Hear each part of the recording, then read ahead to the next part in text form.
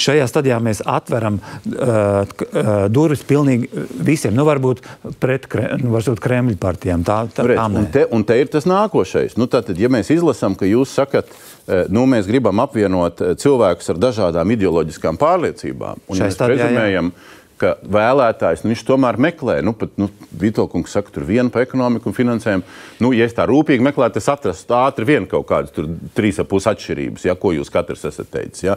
Nu, ideoloģija konservatīvā ir konservatīvā un ir citas pārliecības, un no šitā teksta nevar saprast, nu, vai mēs tā kā apvienosim. Nu, vai tas ir reāli izdarāms tāds pilnīgs rasals ar ideoloģiskām pārliecībām, ka tev jāsniedz ir arī ideoloģiski definētas atbildes? Ziniet, kas varētu būt garants? Tas sejas, jo tas droši vien būs tāds personības saraksts.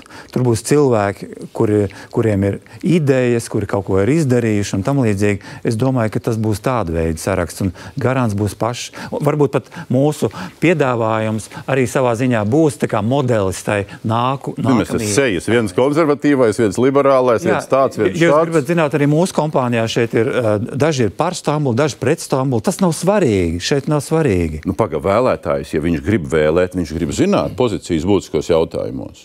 Protams. Pārdot to Air Baltiku, nepārdot, uzturēt, neuzturēt, parāds lielāks, mazāks. Pasties, mums ir kreisie, kas saka, viss kārtībā parādi. Bet tās pozīcijas tādos sīkos jautājumos būs atkarīgas no katras personas dzīves redzējumu. Un te neviens nebūs tāds pasažieris, kuram nav viedoklis, kurš prasa, kādu mums te ir pareizi atbildi. Mēs, piemēram, esam vienojušies, ka mēs nesaskaņojam savā starpā viedokli. Katrs mauc, ko grib.